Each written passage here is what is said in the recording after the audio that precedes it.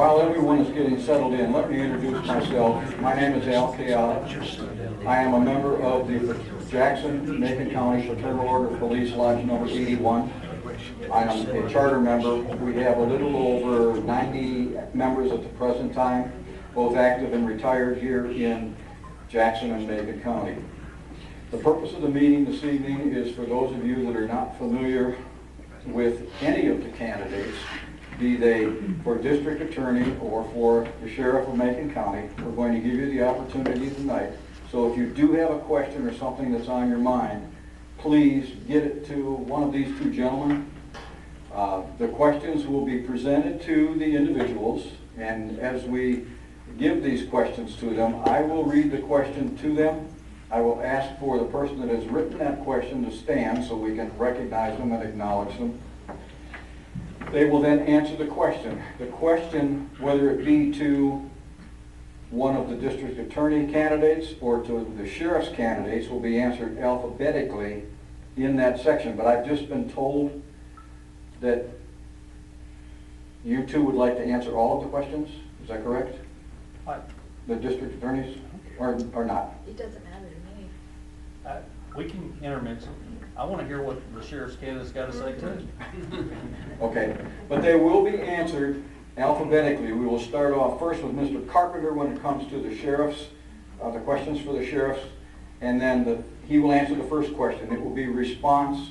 It will be up to the sheriff to respond also, but he will be the second person that will respond in that instance. The second time that a question arises for the sheriff's candidate, Sheriff Holland will respond first, and Mr. Carpenter will respond second. It will go back and forth, back and forth. The same with both Ms. Welsh and Mr. Moore. So when we start off, Mr. Moore would be first, then Ms. Welsh, and then Ms. Welsh, and then Mr. Moore. Each candidate is going to be given an opportunity at the beginning of this program for approximately 2 minutes to give us a little bit of background on a little bit of information on their background, what their feelings are, what they are looking to accomplish, and why they are running for this particular position. And basically that's it. That's how we're going to do it. As we start though, or before we start, I also would like to recognize there are some other individuals that are here present in this courtroom this evening that some are running for an office, some are presently in office. We have Mr. Vic Perry, who is currently the Clerk of Court here in Macon County. He is present this evening. In the back, over to my right, your left, is Mr. Jamie Cochran, who's running for Register of Deeds. And we also have Miss Ellen Pitt, who is the director of the 17 western counties in Macon of North Carolina of Mothers Against Drunk Driving. And with that, I will now turn to the candidates, and we will go alphabetically, and we will start with the district attorney's position, and that is Mr. Jim Moore. Lecture. Good afternoon, ladies and gentlemen. Thank y'all all for coming and actually being interested in, sounds like it is, and being interested in your electoral process. We can't have the systems that we have without you actually getting out, showing an interest in voting. For me, my name's Jim Moore, and I'm running for district attorney. For those of you that don't know me, I have been in this district for 28 years. As soon as I got out of law school, I opened up my practice in Waynesville with Reed and Gavin Brown. I also got married at the same time to my wife, who I had met in law school, Connie Moore. Connie is an attorney for legal aid and represents people who are victims of domestic violence. We have 3 kids. Art, who is 26, Ashley, who's 24, and Connor, who is 15. My mother and father lived here in North Carolina and in essentially Maggie Valley. They had Moore's Mountain Realty. My mother was a legal secretary her entire life and worked for a number of different attorneys throughout Haywood County. My father, other than running the business of Moore's Mountain Realty, was also a deputy sheriff at one time. He was a milkman, a car salesman, he worked on a tugboat. He did quite a few things, and most importantly, he was proud to have served in the Army. It's from, and I tell you about them and where they come from because that's where I come from. Good, hard-working stock, where I learned that working hard, being honest, and helping others was important. And it's the experience that I've had in these almost 28 years now of being in this district that I want to bring to the district and to the people of this district in making them safe and working with law enforcement. That experience includes 16, almost 17 years now in the DA's office. I have worked for the last 2 elected DAs. I also, when I was in private practice, had 2 successful businesses. And that's important in the DA's office because you have to make decisions about your personnel as well. I have been stationed in every county in the district, including Macon County. I've seen some familiar faces from years ago when I worked here first with Charlie Hips when he first got elected and hired me and stationed me here. More recently, I was here a few years ago, and now Ms. Welch and Jason Arnold are currently here. I have tried every type of case that there is, including death penalty cases. I have been a member of the DA's office for both Mr. Hips and Mr. Bonfoy, not only for the 16, almost 17 years, but I've also prosecuted on the reservation during the time I was in private practice as well. It's these experiences that I have gained over all that time that make me the best candidate for the district attorney's job, and I would be honored to represent your district, your county, and your people in November. Thank you.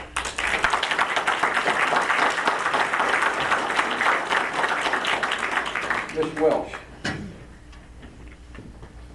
Good evening. My name is Ashley Welch. I am currently an assistant district attorney for Mike Bonfoy. Mr. Moore and I work in the same office. My home county and where I reside and where my office is right across the hall from here. This is actually the room that I'm the most comfortable in, so I'm grateful for this opportunity, and I'm so glad that this is the first forum that we have had because this is the room that I am the most comfortable in. I've been an assistant district attorney for over 10 years. I graduated from Carolina undergrad in 2000, and then I traveled up to William & Mary to go to law school. I graduated in 2003. I went to law school to be a prosecutor. When I was 13 years old, I had the privilege of seeing Alan Leonard, who at that time was the elected DA in Henderson County, arguing a case, and I was there for school. And once I saw him, I had my mind made up that that's what I was going to do for a living. And I never wavered from that. Went to law school, told everybody at law school I was going to be a prosecutor. They kept saying, oh, you're going to change your mind, you're not going to want to do that, or you'll do it for a few years. But I absolutely love what I do. I was born and raised in western North Carolina. I was born and raised in Henderson County. My mom and dad are still there. My mom was on the school board when I was growing up, and so I went from election cycle to election cycle with my mom. I never thought that I would be doing this myself, but our boss told us that he was going to retire probably about a year and a half ago, and I thought long and hard about it. I talked to my husband about it. He is the attorney for Sheriff Holland here, and we decided that this was the best thing at this time, and we felt like I would be a good fit for this district. When I come to work every day, you get every part of me. I do not have children. It's just me and Brian and our rescue dog, and I am a prosecutor. It is all I am. I've never been in private practice. That is by choice. There are times that it would have been easier to be in private practice, but I eat, live, and breathe prosecuting. I absolutely love it. I'm responsible for handling everything from traffic tickets to homicides. In the past couple of years, I have traveled to Clay, Cherokee, Swain, and here, handling serious felonies. Mr. Moore and I have tried a lot of those cases together, and I'm currently handling a serious case in Jackson County. The only county that I have not prosecuted in is Haywood, but this is all I do, and it's all I have wanted to do, and that's why I am standing here. It's why I am running for this office. There's never been a female elected DA in the 30th Prosecutorial District, and I'd like to see that change. And if you support me, you're supporting what the defense bar calls a true believer. I am a prosecutor. I can't imagine going into private practice. I would be humbled and honored to have your support. You're going to be seeing a lot of me between now and November. If you live in Haywood County, you've probably already seen the billboards. Thank you all so much for coming. We really appreciate you being here, and I would really appreciate your vote in November.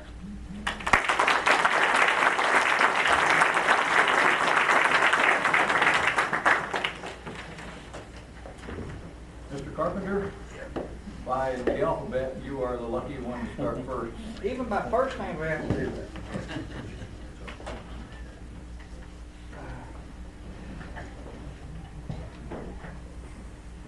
I'll give you a small layout. My name is Brian Carpenter. I'm from Macon County Sheriff. My family have very deep roots here. We're basically from Cartier Jack. Me and my family, my mother and father and sister. My father was stationed in the Navy. That's about the only reason I wasn't born here, was because he was serving down in Georgia at a land base. And for pretty much the rest of the time, we moved back up here, and I've been a resident 27 years. I first started going to Cartier Day School, where I met elementary school, where I met my wife. We've been together and ever since high school, about 10 years now. Went on to go forward to Macon Middle, graduated Franklin High School.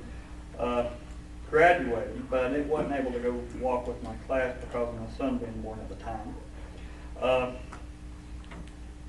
Started work for, at 15 years old, with a work permit for McDonald's. Started from there, went out to, stayed there for 2 years. Worked for, moved out to Franklin Lumber and Kill. Worked for there for right around 8 years for Mr. Carlton Burrell and Monty Monteith.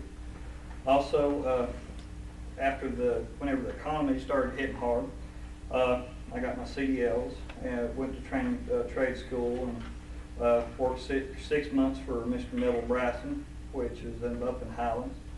A few years ago, I helped my father-in-law open up a scrap yard, which is now where the old Franklin Lumber and Kill used to be. And since then, have decided to start my own business, which is trucking. Not limited to my abilities. I won't ask anybody to do anything I won't do myself. I hope to be able to make a change in Macon County.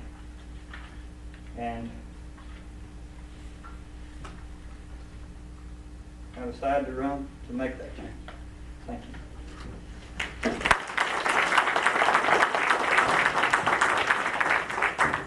Sheriff Holland. Good evening. First of all, I too would like to say thank you. Thank you for taking time out of your evening. You could be at home having dinner, watching TV. Instead, you're here learning about the different races, and from all of us, we would just say thank you. My name is Sheriff Robbie Holland, and I've been with the Sheriff Department since 1991.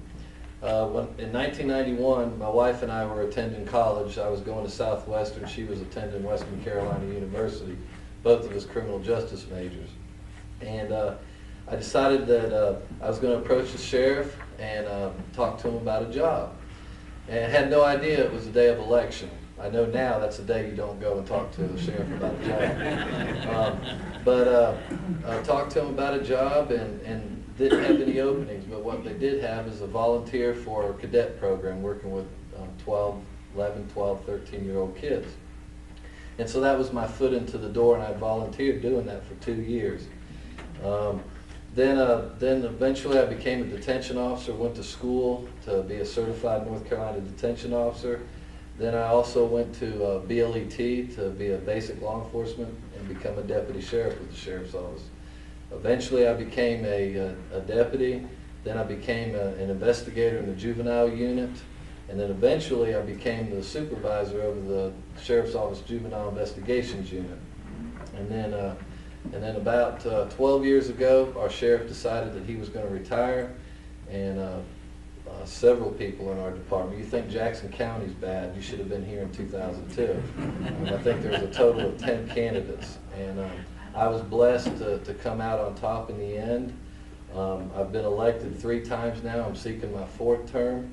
I'm very proud to serve with a great group of men and women who are dedicated to our community. This is where we live. When I say we, I mean all of us. Our families live here too, so it's very personal to us. And they do an extremely good job. I feel like that I've done a good job. I'm one of those leaders that isn't afraid to do the job himself. I too would not ask anybody to do something that I wouldn't do myself. And I've got a great group of men and women that do that. And my goal here is to simply let you all know that retirement is a long ways off for Robbie Holland. And this is very personal to me. My family lives here, and I want to be sheriff because I want to continue to make a difference in our community. And that is one slogan that I'll probably wear you out on tonight, is committed to making a difference. And if you know anything about me or you know our department, you also know that is our slogan. The one thing that has never changed about Robbie Holland, whether it was a volunteer with the sheriff's office, a juvenile officer, a deputy, or the sheriff, is his commitment to making a difference. And that is one thing that has never changed. I am committed to making a difference. The only thing that I can promise you is that if you feel led to re-elect me as your sheriff, you will get the very best of Robbie Holland, and you will get the very best of his people. I can promise you that, and I look forward to answering questions tonight. Thank you.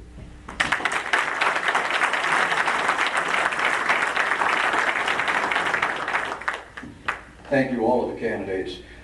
I might mention that at this time it's going to become a little bit tougher because now we're going to have to answer the questions as they're presented to us by the public that is out here that's looking for the answers. And I also want to mention that the very first question I happen to be drawing is from Mr. John Martin, who was a candidate for the county commission. Mr. Martin, where are you? Right in front. Okay.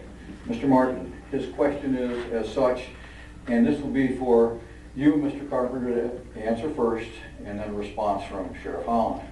And the question is, by creativity and innovation in the sheriff's office, what can you do to make Macon County safer for law-abiding citizens? Yes, sir. What I can do to make county citizens safer for law-abiding citizens is at the core of what I want to try to do. I want to try to start community watches, to which the officers will attend those community watches, be patrolling in that area. I want to station an officer in the district which they are patrolling, say Carthage J, Cowee, and so on and so forth, to be able to provide quicker response times and have that security that goes along with that. And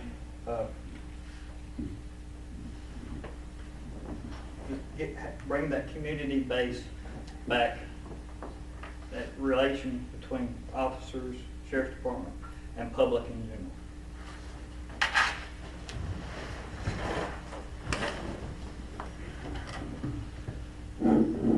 Would you repeat the question exactly? By creativity and innovation in the sheriff's office, what can you do to make Macon County safer for law-abiding citizens? Okay. what am I going to do different? I can honestly say there's not a whole lot that I'm going to do different, and I'll go into that. We're going to continue to work hard. We're going to continue to seek programs. We're going to continue to implement programs. We're going to continue to be involved with our community.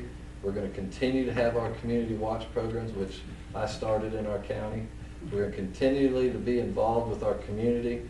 We're going to continually to come up with new programs like our inmate work program, our reality check 101 in the schools, our community watch, our Operation Think Twice, our Project Lifesavers, our Second Chance, our crime reports, our Operation Pill Crusher, our Operation Safe Streets, and our Citizens Academy, bringing the citizens within our community, within our agency, and letting them learn about what the Sheriff's Office do and how we can work together in building that community support. These things are working. We can always do things better, and we're striving daily to do better and to make positive changes. And in fact, this year, the Attorney General's crime report shows Macon County's crime rate decreased by 26.4%. Those aren't my numbers, that's the Attorney General's numbers. And the violent crime rate decreased by 27%. Out of 383 law enforcement agencies in North Carolina, we rank the 37th lowest in crime in the state. Out of those 383 agencies, our ranking for violent crime is 35th lowest in the state. We're going to continue to work hard. We're going to continue to do the very best, and we're going to continue to provide you with the results that our community has come to see and to expect.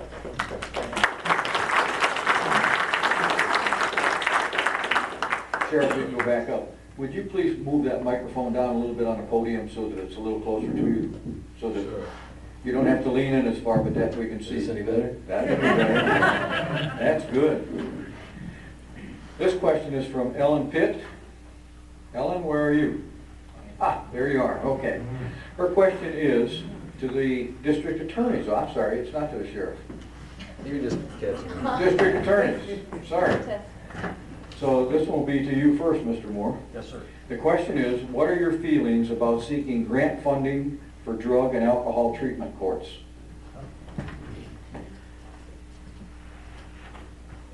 Well, anytime we can get grants to help our court system, it is more than appreciated. Whatever we can do, working with whatever legislature, whichever, whether it be state or federal government, we need to get that money, because those types of cases are a danger to all of us. Drunk and drug driving especially put every one of us in danger. So any amount of funding that we can get, personnel that we can get, for example, during the time that we have been in office, we have gotten a person to come in to prosecute just domestic violence cases in Haywood County. It did extend to Macon County, but that funding's been cut. So anytime we can get funding, we need that money to be able to prosecute drunk and drug driving cases and for any other type of cases. The day after Mr. Davis was actually elected, he was in the Waynesville police office talking to us about those types of cases. We've actually met together along with the Buncombe County DA, our DA, myself, the SBI director at the time, about getting funding for an expansion of our Western lab so that we can have turnaround times better for those types of cases, so the cases aren't pending as long, thereby getting people off the roads quicker and keeping them from being more of a danger to us all. So I'm fully behind any type of funding that we can get for that kind of crime. Thank you.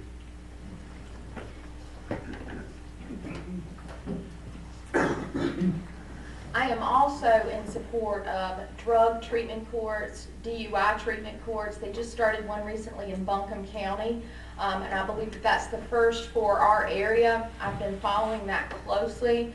What I've noticed in my line of work recently is that it seems like a lot of our breaking and enterings, a lot of our homicides, a lot of our violent crimes tend to have a connection to drugs. People are breaking into houses because they're trying to fuel their drug habit. And that is a concern. A lot of these people are doing that while they're out on bond, charged with drug offenses. And if I understand drug treatment court correctly, one of the benefits of the treatment court is that you're going through this very long, stringent process through the court system where you're being monitored by a judge, by the prosecutor's office. Everybody's working before you get placed on probation or you get sent to jail. And so they're able to deal with you in a much more efficient way. And then we've got a little bit more control over what these people are doing in our community. I think our community is safer when we have drug treatment courts and DUI courts. A lot of times if you come in and it's your first offense and you're charged with possession of methamphetamine, you're getting what's called a 90-96, which is nothing. It's just unbelievable. And you're getting a fine and a little bit of probation, you're walking out the door. There's just not much that we can do with you. With a drug treatment court, we're trying to help you, but you're being held accountable. You're being drug tested when you're coming into court. You're being alcohol tested. You've got to go to AA meetings and NA meetings and do community service. It's a wonderful tool for us, and it's a benefit to people charged with crimes because they have an opportunity to be rehabilitated, which in the long run helps all of us. And I really feel strongly that it would reduce a lot of our crimes, especially that we see here in Macon County, particularly with our breaking and enterings, which tend to be drug related these days.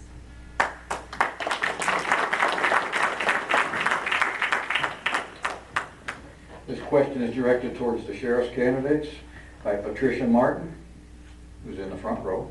And her question is this, and Sheriff, you will be responding to this one first. What do you believe for Macon County to be the biggest problem relating to crime and safety for the citizens? I think they both hit it's drugs. Drugs is the leading cause of our crime. That's a no-brainer for us that work in this every day.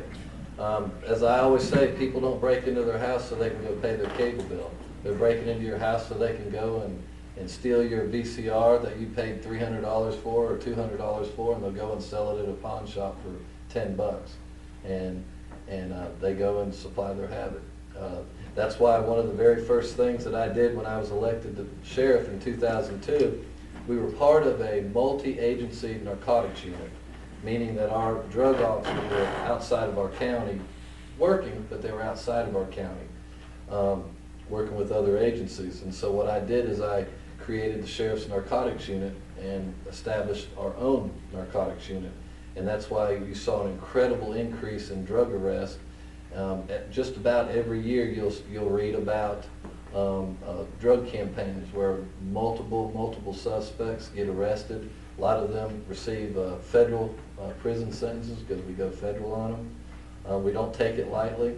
A lot of times, you know, as a sheriff, I get a lot of complaints. People, and because my home phone number's in the book, and people feel comfortable with being able to talk to me, they're not afraid to call me at home at night and complain about traffic coming in and out of their house. And a lot of times, I know that's a house that we're targeting. I already know that we've got an undercover campaign where we're working on arresting those people. And sometimes that gets frustrating, and then 6 months later I'll run into those same people and they'll say, well, yeah, I told you that for 6 months they were dealing drugs and I just arrested them. And so that gets frustrating, but in order to send these people off, you've got to get the little guy in order to get to the big guy, and that's what happens. We just, I think it was 14 individuals we just sent to federal prison. One of those individuals just pled guilty. He was the last one to be sentenced, just pled guilty, knowing at the time that he pled guilty that he was going to be receiving a 32-year sentence. Pled guilty knowing he was going to prison for 32 years. That's how good of a case that we had on all those individuals, and all of them were convicted. And we'll continue to do that.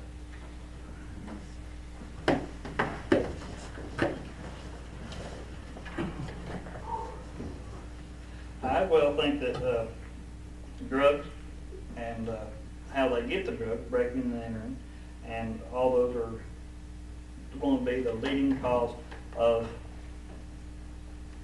to be the biggest problem that Macon County will be facing in the near future. Thank you.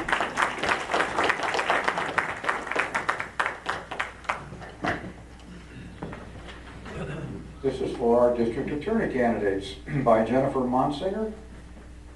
And that's Jennifer down there. Her question is, this will be to Ms. Welsh this time. What plans do you have to make the courts more efficient in terms of continuing timely trials or conducting timely trials and avoiding repeated continuances?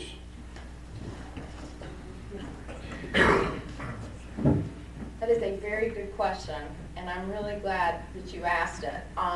One of the things that we've got to do is every time that we walk into court as assistant DAs, and I think it starts with your district attorney, is objecting to continuances after a certain period of time. Everybody's going to get one continuance, and we can't do anything about that. Normally, the defense and their side gets 2, 3, but I've gone to some counties and there's been 8 to 12. I can tell you that that doesn't happen that often in Macon County, but as I travel to different counties, sometimes all criminal offenses that are misdemeanors, for example, are in what we call shucks. And you'll see the continuances wrapped around them. And sometimes our office is consenting to these when we shouldn't be. And so I think it starts from the top down. You've got to tell your assistants you are not going to agree to these continuances over and over and over again. You've got to make sure that you hire people that are efficient in court. You can be in court all day long until 5 o'clock and not get anything done. Or you can be sitting in district court and try 5 cases in a day, and I've done that before. You've got to be efficient in order to get things done. A lot of times, if you're not efficient, things get continued because you run out of time because your judge isn't going to stay in the courtroom until 9 p.m. So that's a lot of it. And another thing that we need to do a better job of is our working relationship with law enforcement. We need to be ready when we walk into the courtroom. If we're not ready, cases get continued. We need to do a little bit of a better job of allocating our resources. We've got 10 assistant DAs in the 30th district, and when you start talking about these 5 western counties, it's one of the reasons that I'm running. I work in these 5 western counties, and I feel like all I've done for 3 years is tread water upstream. And a lot of that has to do with the allocation of resources. There's not very many of us in the 5 western counties, and it's hard to get things done when there's 4 of you to handle these counties. So I think we need to do a better job allocating the assistants where they need to be. We need to use the assets of our assistant DAs. Some assistant DAs are wonderful at embezzlement trials.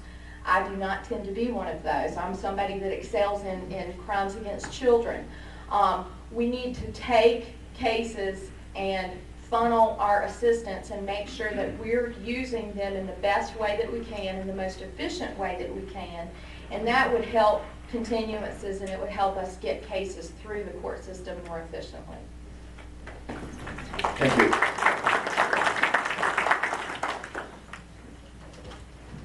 What y'all may find is that Ashley and I agree on just about everything.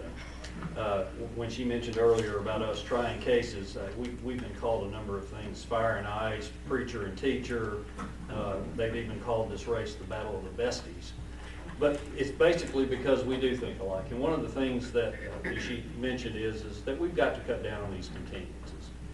I remember battling with Judge Bryan a number of years ago when we talked about every side getting 1 continuance. Why?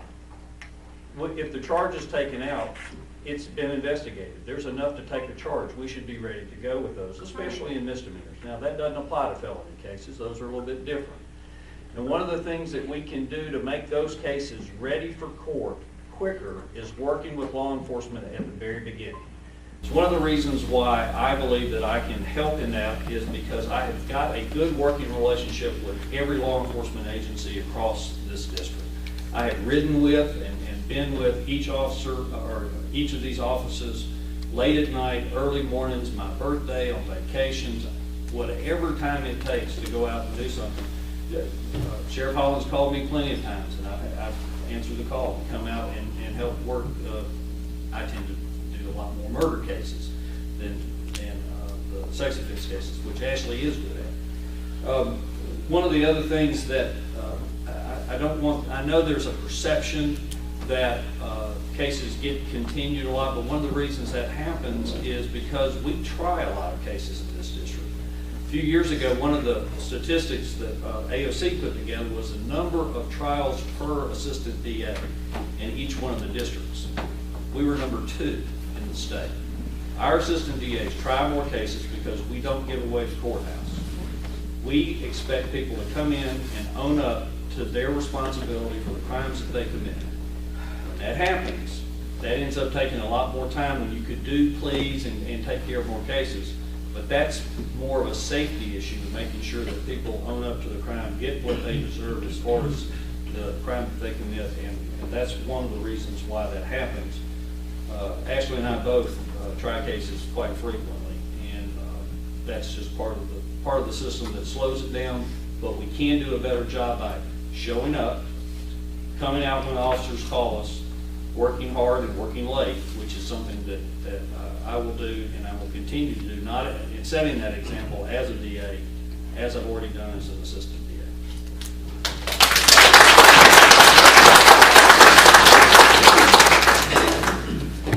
The next question is for the sheriff's candidates. Mr. Jonathan Phillips. And this question, Mr. Carpenter, you'll be responding first. If elected sheriff, do you plan on retaining the current staff, or do you plan on letting deputies go and replacing them with new personnel?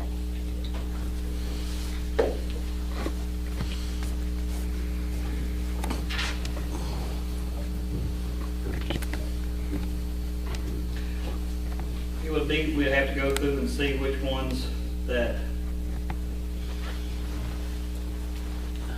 I would feel that we would need to go through and reassess and check their skill level and to see what best would suit the county for their need at that time. Thank you, sir.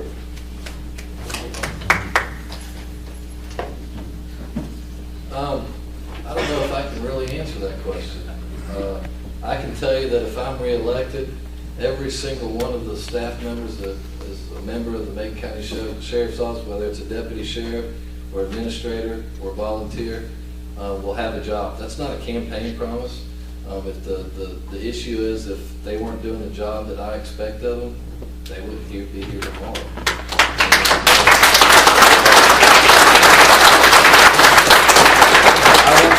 I want to reiterate the fact of how I feel about my staff. I have, Mr. Carpenter, the best group of law enforcement officers that money can buy in our county. I'm very proud of each and every single one of them.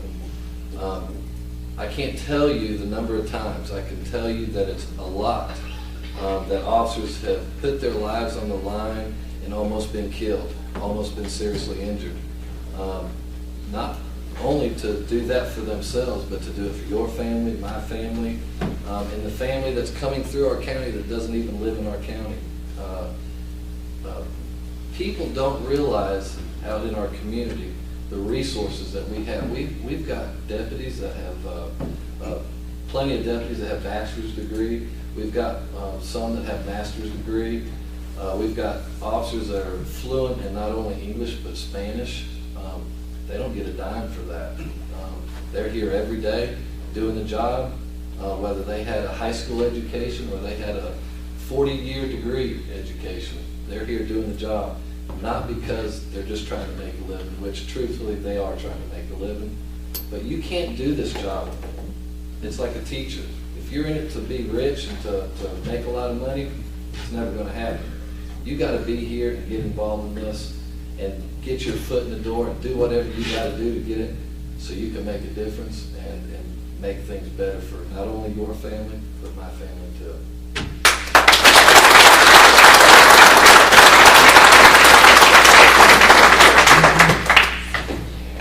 I have another question here. This one's from Valerie Niskinson, or Niskin, which Valerie? This is directed to the sheriff's candidates. We're going to let you answer this one first, Sheriff Holland.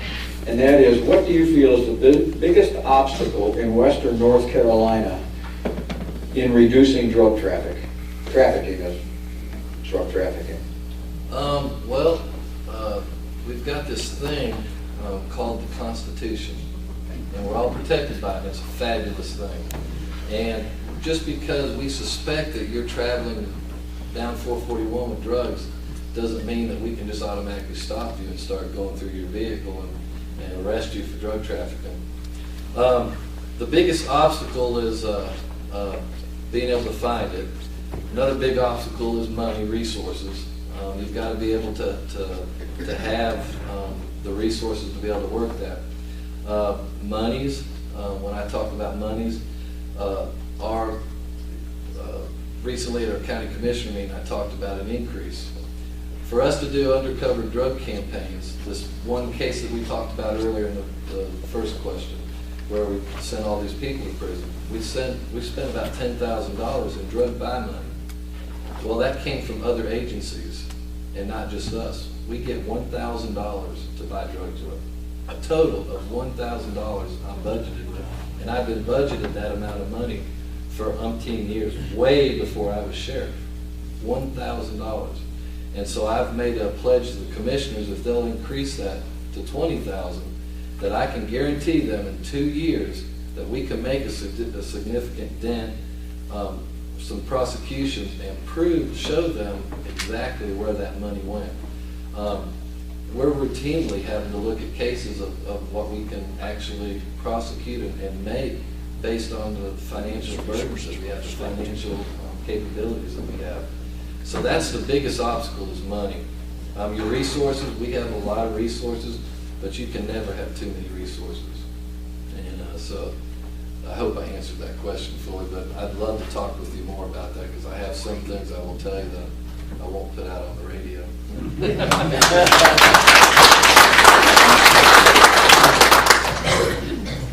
My biggest thing, I think, would be, like he said, detecting and making sure they got it before you stop probable cause. I think the biggest obstacle would be trying to find where it's located.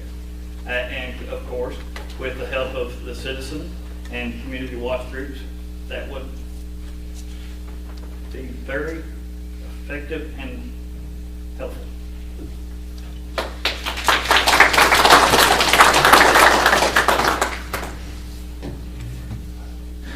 This is going to be a tough question for the attorneys to answer. This question comes from Larry Miller, who happens to be sitting behind me over here. And I forgot which one goes first. I think this is yours. I think I go first. You think about this real carefully, Mr. Moore, because the question is such. If elected to this position, will you keep the other district attorney employed? I don't have to think long about that, yes. I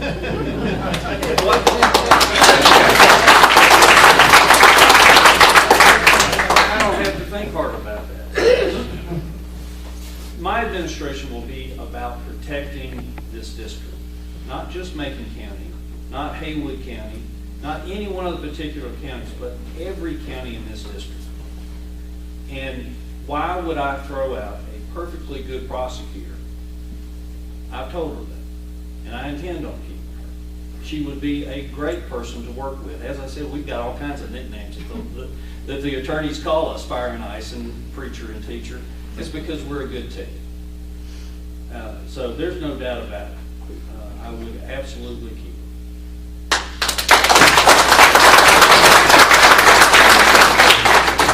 This makes your answer a lot easier, doesn't it? It does. It does. As y'all can tell, Jim and I are colleagues. We work together. We're close.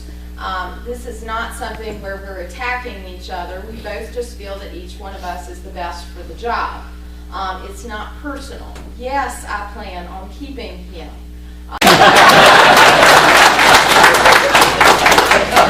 caveat that he didn't add that I know applies to me as well. We are at-will employees. Our current boss could get rid of us right now for any reason, as long as it wasn't an illegal reason. if I were to go out tomorrow and do something unethical or illegal, I would know that I wouldn't have a job. Mr. Moore knows the same thing. He's not going to do that, just like I'm not going to do that. That's the only caveat. But yes, certainly, if he would work for me, and I would hope that he would, I do plan on keeping him.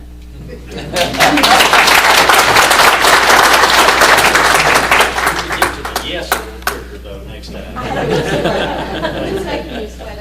Thank you. The next question comes from Michael Gaines, and it's addressed to the sheriff's candidates. Mr. Carpenter, you'll be responding first, and the question is, would you care to comment about the Citizens Academy and also on the School Resource Officer Program as it presently exists? Both programs are good programs. I'm behind them 100%, especially the school resource officer. Recently you requested 3 more, right? Is what? You requested 3 more resource officers, right? Okay. I'm behind them 100%. I mean, taking especially for young folks. I mean, they see that officer there at that school every day. They'll look up to him in a way, and it gives them another sense of security that they need, especially in school with the recent happenings that have been happening here lately. Thank you, sir.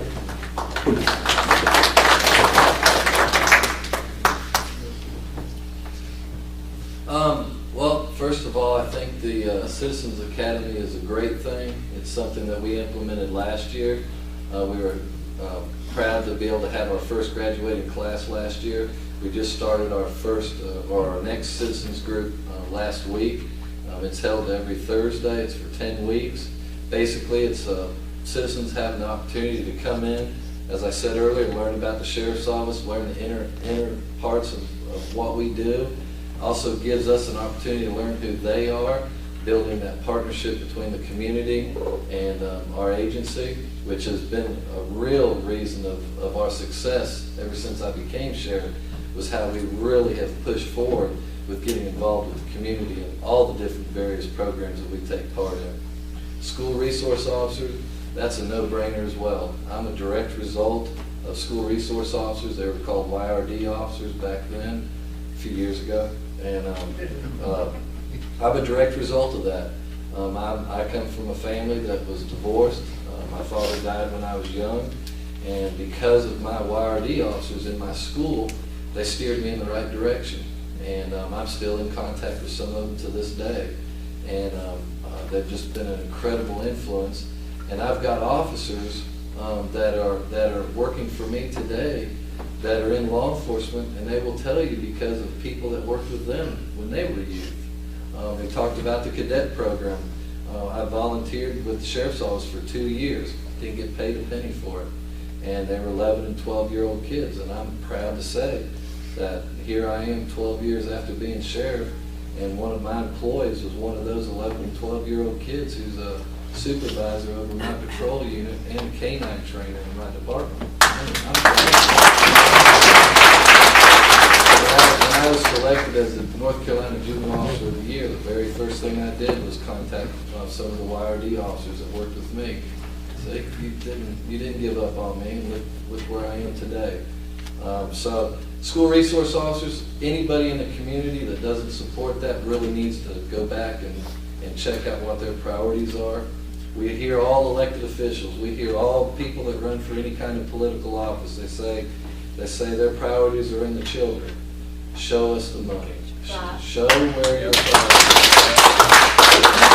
I've already told the commissioners at the last budget meeting a couple months ago, I told them that I give them my word. I will not ask for another position within my department until I have an officer in every school.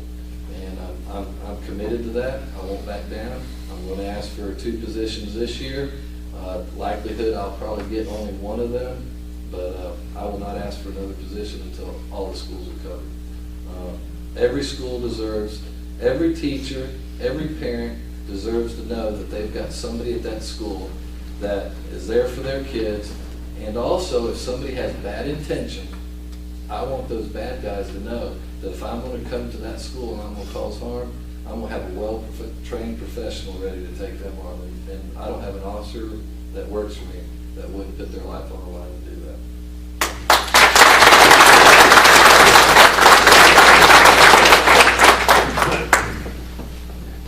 Sheriff, I'm going to have to ask you to answer this question last. I'm going to have to. Sounds good to me. Well, I'm going to ask you to reserve your answer until last, and you may want to respond to the answer that Mr. Carpenter will give. The question comes from Mr. Jim Gray, and Mr. Gray's question is, one of your deputies observes a game law violation and radios in for advice. How would you advise your deputy to handle that situation?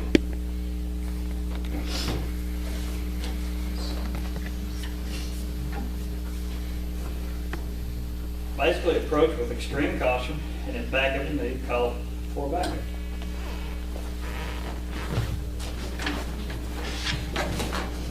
Repeat that question one more time.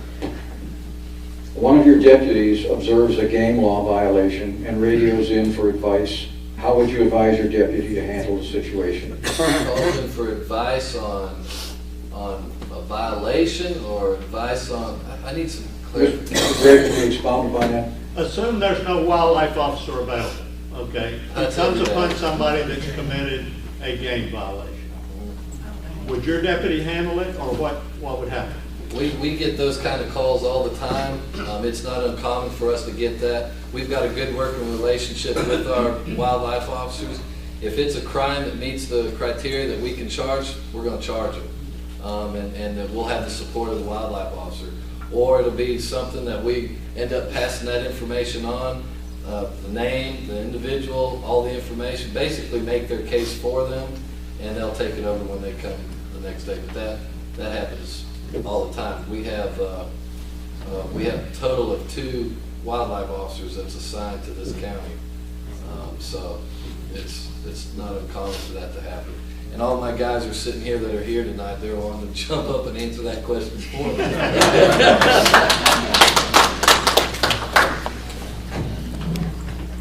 I'll let you answer this question first, Mr. Carpenter. This is from Ellen Pitt. Ellen? There you are. She got double her money tonight. Her question is, what would you do to protect your officers from the escalating threat of armed drug traffickers?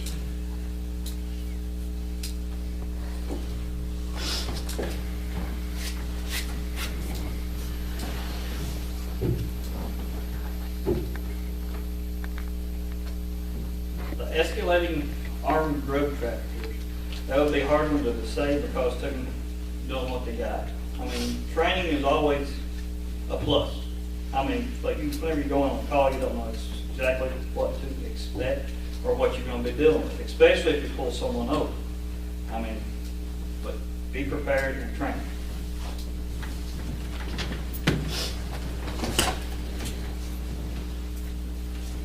I'm going to answer that question, but I'm going to go in a roundabout way, so I hope I answer it correctly. But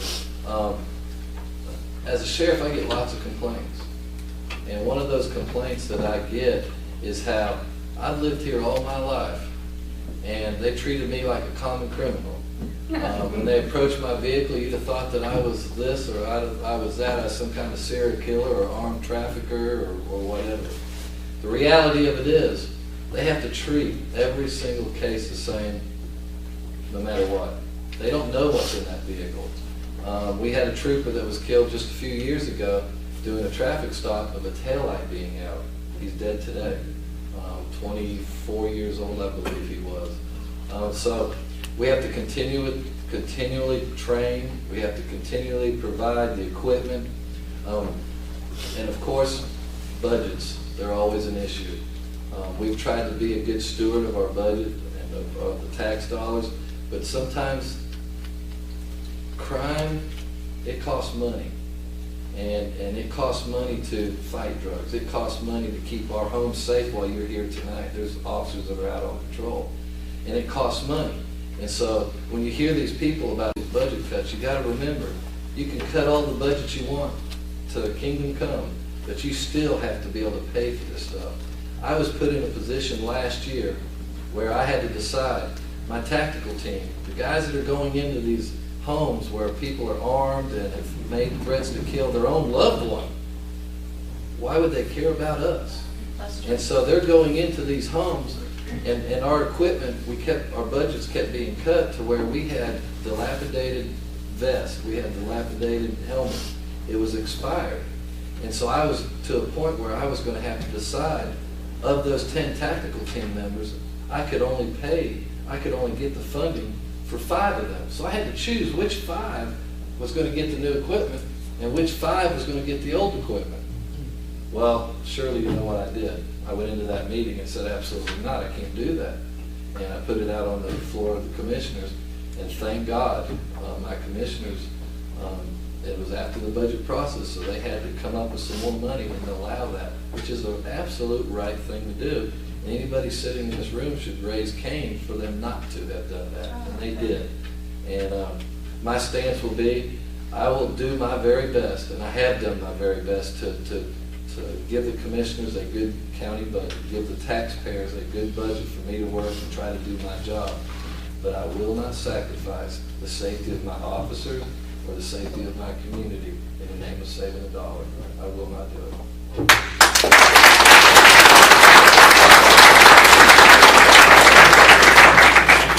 Folks, that concludes the question and answer period this evening with the questions that were submitted. What we're going to do now is just take a few moments for each one of the candidates to sum up their feelings, how they stand, and what they look forward to. And we certainly thank everyone that has been here this evening. Your attendance is greatly appreciated. So we will start, let's just start on the end of the table, run right down. Which end? Go ahead, Jim. Pleasure. Ladies and gentlemen, in my administration, there's going to be 3 guiding principles that you will know just from a lot of the answers that you've already heard tonight. And they're based on 3 words: family, fairness, and faith. Family, in that I live in this district. My family lives in this district. Your families live in this district. We all have skin in the game, so to speak. If my family is safe, your family is safe, I want us all to be safe. Fairness in that, not just to the defendants, because by law we have to be fair to them. We have to apply the laws to them as it is dictated. But it's more than that. It's fairness to the victims of crime. Fairness to victims of domestic violence. Fairness to children who have been the subject of sexual abuse. Victims of serious attacks. And you're fair to them when you communicate with them, when you tell them what to expect. And that gets into the last thing, faith. And faith is more than just, I believe God has led me to this position in my life, to be able to run for this office. But it's keeping the faith with law enforcement. Being there for them when they need us.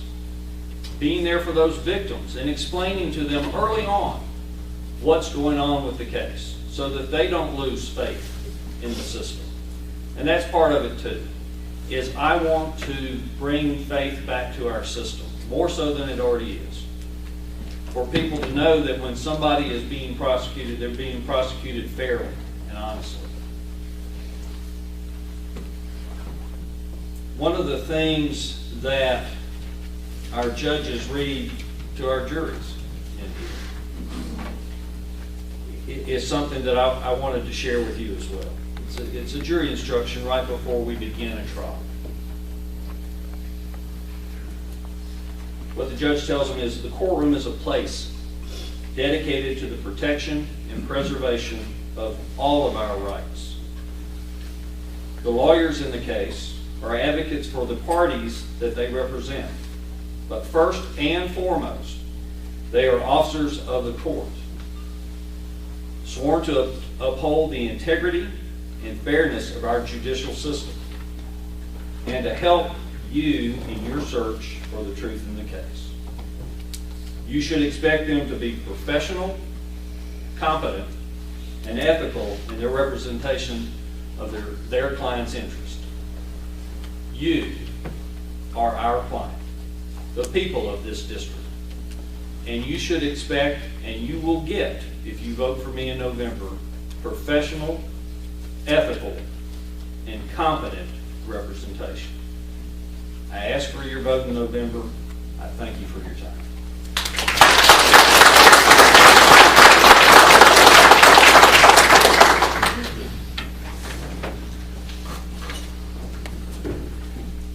I think after an hour you can tell that when people discuss me and Mr. Moore and they describe us as fire and ice, that I'm the fire. And I think that that's really important.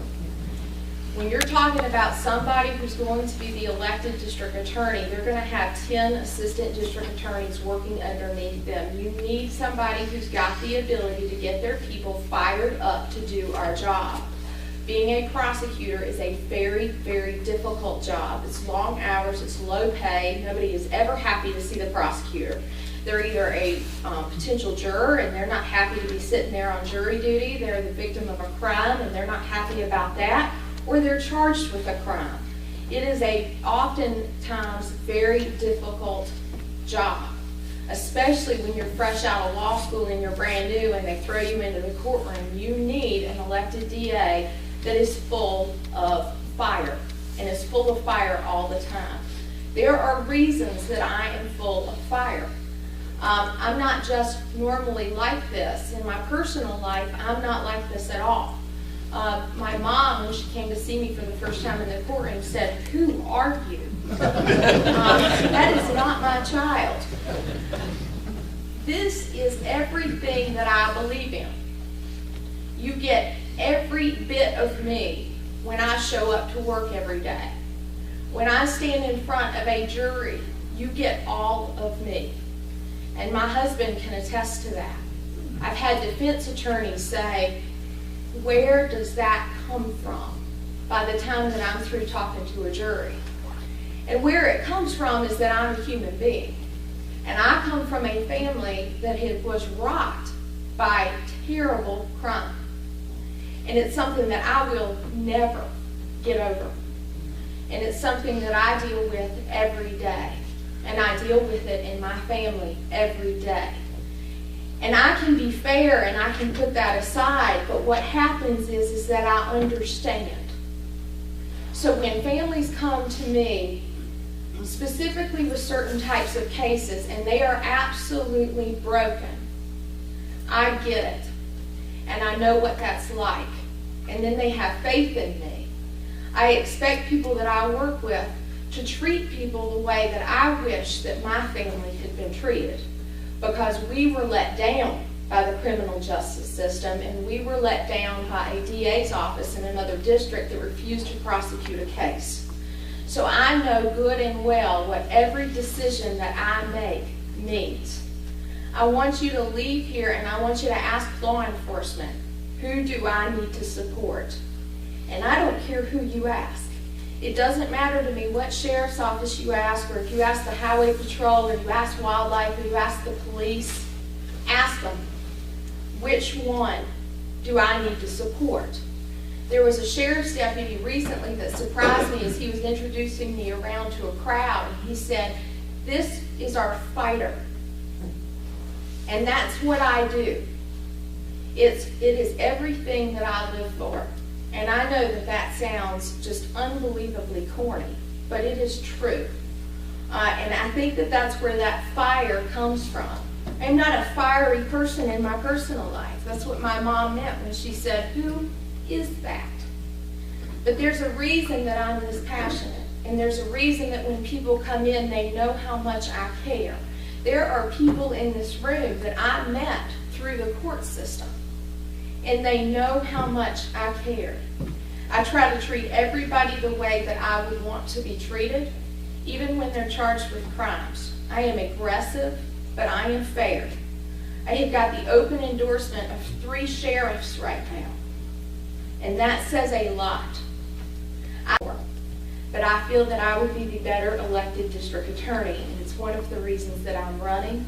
I appreciate y'all being here. I appreciate your questions. This is such a nicer group of people sitting in those pews that normally is in here.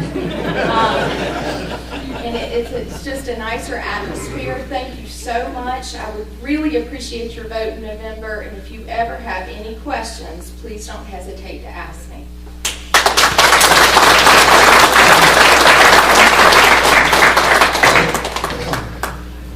How in the heck do you follow up with a passionate speech like that?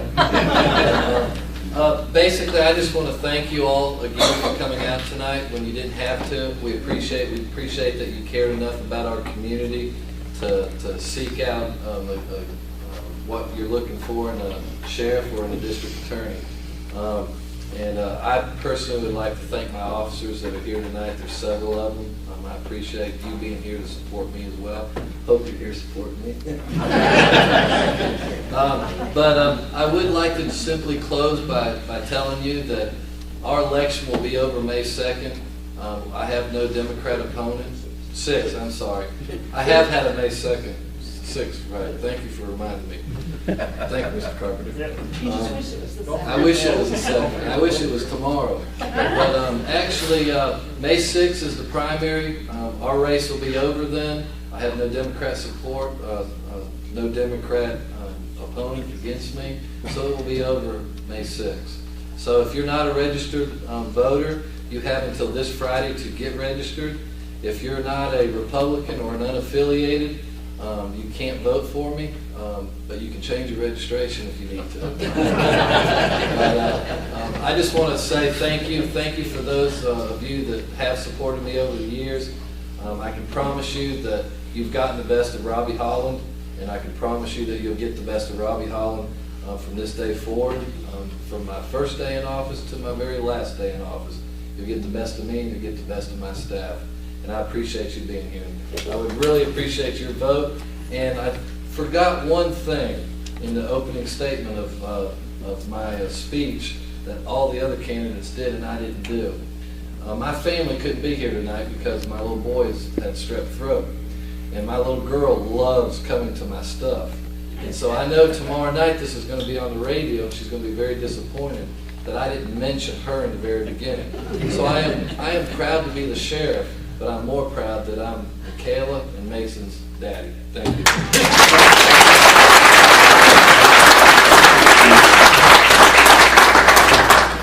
I know probably all the questions didn't get answered. Hate to pop anybody's bubble, but it's going to be short, sweet, time to go home. I appreciate everybody coming, and let me issue a challenge. Let's go out tomorrow, not tonight, tomorrow. Let's take and see and stop and talk to a total stranger, and let's bring it up. Let's see what we really need in this county. I know you're sitting out there. Let's see what we need. I mean, I would like to see a change for the better. Thank you.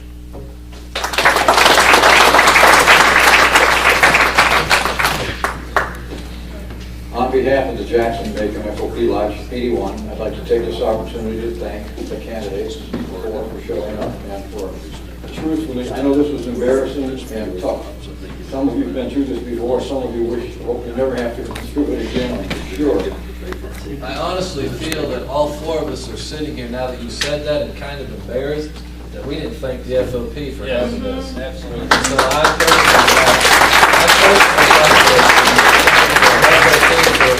personally this is our first public forum for all of us together. So we appreciate you all stepping out and giving the voters an opportunity to see what's going on. Well, I'm only one on the board of directors for the FOP Lodge, but I'll make this statement right here and now. It won't be the last one.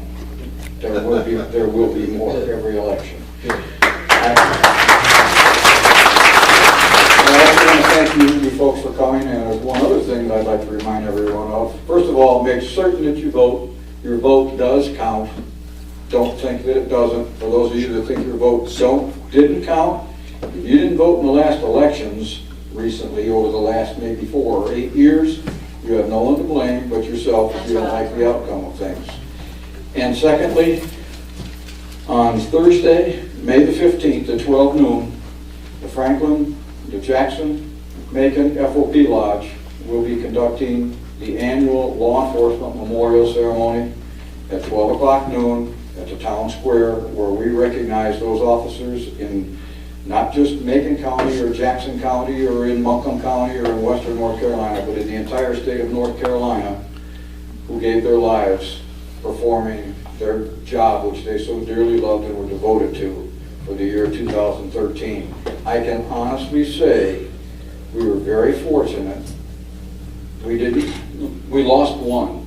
It would be so much better if we didn't lose any. We lost one in the state of North Carolina last year.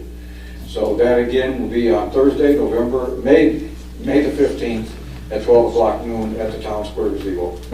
Thank you very much, and we look forward to seeing you again next election year.